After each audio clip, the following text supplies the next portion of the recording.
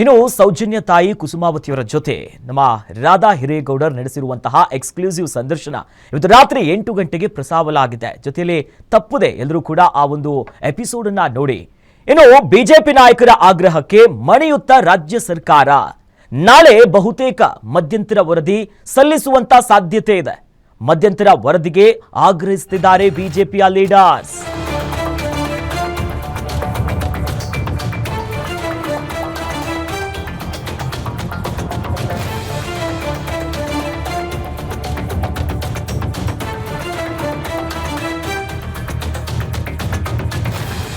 BJP ನಾಯಕರ ಆಗ್ರಹಕ್ಕೆ ಮಣಿಯುತ್ತ ರಾಜ್ಯ ಸರ್ಕಾರ ನಾಳೆನೇ ಬಹುತೇಕ ಮಧ್ಯಂತರ ವರದಿ ಸಲ್ಲಿಸುವಂತ ಸಾಧ್ಯತೆ ಇದೆ.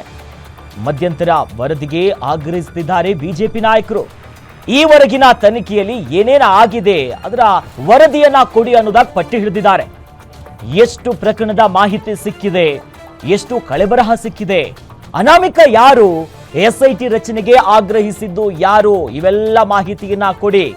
ಏನೇನು ಮಾಹಿತಿ ಸಿಕ್ಕಿದೆ, ಜೊತೆಯಲ್ಲಿ ಏನು ಮಾಹಿತಿ ಸಿಗದೇ ಇದ್ರೆ ಅನಾಮಿಕನ ಮೇಲೆ ಏನು ಕ್ರಮ ಆಗುತ್ತೆ, ತನಿಖೆಗೆ ಎಷ್ಟು ಖರ್ಚಾಗಿದೆ ಅನ್ನುವಂಥ ಮಾಹಿತಿಯನ್ನ ಬಿಜೆಪಿ ನಾಯಕರು ಕೇಳಿದ್ದಾರೆ. ಈ ಹಿನ್ನೆಲೆಯಲ್ಲಿ ನಾಳೆ ಸದನದಲ್ಲಿ ಎಸ್ಐಟಿ ಮಧ್ಯಂತರ ವರದಿಯನ್ನ ರಿಲೀಸ್ ಮಾಡೋ ಸಾಧ್ಯತೆ ಇದೆ. ಮುಖ್ಯಮಂತ್ರಿಗಳಿಂದಲೇ ಸದನಕ್ಕೆ ಎಸ್ಐಟಿ ಮಾಹಿತಿ ನೀಡುವಂತ ಸಾಧ್ಯತೆ ಇರೋದು. ಈಗಾಗಲೇ ರಾಜಕೀಯ ವಲಯದಲ್ಲೂ ಕೂಡ ರಾಜಕೀಯ ವಾಕ್ಸಮರಕ್ಕೆ ಈ ಪ್ರಕರಣ ಸಾಕ್ಷಿಯಾಗಿದೆ. ಎಲ್ಲವೂ ಕೂಡ ಷಡ್ಯಂತ್ರ ಆಗ್ತಿದೆ, ಅಪಪ್ರಚಾರದ ಹುನ್ನಾರಗಳು ನಡೀತಾ ಇದೆ ಅನ್ನೋದಾಗಿ ಬಿಜೆಪಿಯ ನಾಯಕರು, ಶಾಸಕರೆಲ್ಲರೂ ಕೂಡ ಧರ್ಮಸ್ಥಳಕ್ಕೂ ಹೋಗಿ ಅಪಪ್ರಚಾರವನ್ನು ನಿಲ್ಲಿಸಿ ಅನ್ನುವಂಥ ಒಂದಿಷ್ಟು ಯಾತ್ರೆ ಜಾಥವನ್ನ ಕೈಗೊಂಡಿರೋದು ಗೊತ್ತು. ಅದರ ನಡುವೆ ಬಹಳ ಪ್ರಮುಖವಾಗಿ ಸದನದಲ್ಲಿ ಈ ವಿಚಾರ ಚರ್ಚೆ ಆಗ್ತಿದೆ. ಅಂದ್ರೆ ಅವ್ರು ಕೇಳ್ತಾ ಇರುವಂಥದ್ದು ಎಸ್ಐಟಿಗೆ ಯಾರು ಅನುಮತಿಯನ್ನ ಕೊಟ್ಟಿರೋದು, ಎಸ್ಐಟಿ ರಚನೆ ಮಾಡಿದ್ದು ಯಾಕೆ, ಇಷ್ಟು ದಿನ ಉತ್ಖನನ ಕಾರ್ಯ, ಶೋಧ ಕಾರ್ಯ, ತನಿಖೆಗಳಾಯ್ತಲ್ಲ, ಈ ಒಂದು ಎಸ್ಐಟಿ ತನಿಖೆಯ ಮಧ್ಯಂತರ ವರದಿಯನ್ನ ರಿಲೀಸ್ ಮಾಡಿ. ಏನೇನು ಸಿಕ್ಕಿದೆ, ಏನೇನು ಆಗಿದೆ, ಆತ ಏನು ಹೇಳಿದ್ದಾನೆ, ತನಿಖೆ ಎಲ್ಲಿವರೆಗೂ ಬಂತು, ಜೊತೆಲಿ ಈ ತನಿಖೆ ಸತತವಾಗಿ ನಿರಂತರವಾಗಿ ತನಿಖೆ ಆಗ್ತಿದೆಯಲ್ಲ, ಎಷ್ಟು ಖರ್ಚಾಗ್ತಿದೆ, ಜೊತೆಲಿ ಈ ಪ್ರಕರಣಕ್ಕೆ ಮೇಜರ್ ಟ್ವಿಸ್ಟ್ ಕೊಟ್ಟಿದ್ದೆ ಅನಾಮಿಕ.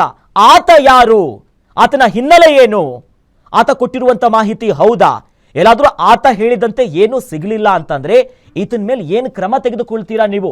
ಹೀಗೆ ಈ ಕಂಪ್ಲೀಟ್ ಈ ಪ್ರಕರಣಕ್ಕೆ ಸಂಬಂಧಪಟ್ಟಂತೆ ಈಗ ಡಿಮ್ಯಾಂಡ್ ಮಾಡ್ತಿದ್ದಾರೆ ಮಧ್ಯಂತರ ವರದಿಯನ್ನ. ಎಸ್ಐಟಿ ರಚನೆ ಆಗಿದೆಯಲ್ಲ, ಇಲ್ಲಿವರೆಗೂ ಏನೇನು ಇನ್ವೆಸ್ಟಿಗೇಷನ್ ಆಗಿದೆ, ಅದರ ಔಟ್ಕಮ್ ಏನಿದೆ, ಏನೇನು ಸಿಕ್ಕಿದೆ ಅನ್ನೋ ಬಗ್ಗೆ ಪಟ್ಟು ಹಿಡಿದಿದ್ದಾರೆ.